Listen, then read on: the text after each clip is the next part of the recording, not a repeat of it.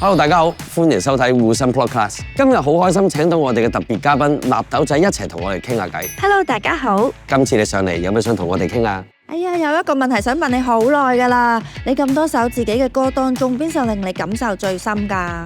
你估下？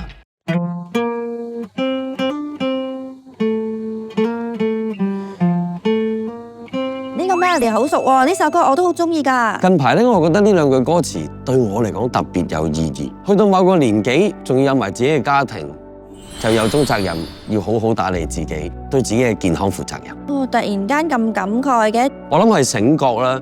之前喺地盤做下嘢嘅時候，突然間覺得頭暈同埋心口翳，嗰一刻真係驚自己血管有事。哇，咁慘嘅，點解會咁㗎？可能係因為咧，我日日返工都食外賣啊，油膩又重口味。而且早排趕工咧，壓力真係大到爆。好彩嗰陣時有同事介紹我食呢一隻 Whole Love Med 降醇納豆 EX， 佢話佢個家庭醫生推薦嘅，講到咁權威，我咪即刻去萬寧買咗2盒咯。每日食真係 work 喎，食完3個月之後冇晒啲壞症狀。呢隻降醇納豆係好嘢嚟㗎，日本製造，就算穩定返 keep 住食2粒，可以鞏固心血管健康添啊！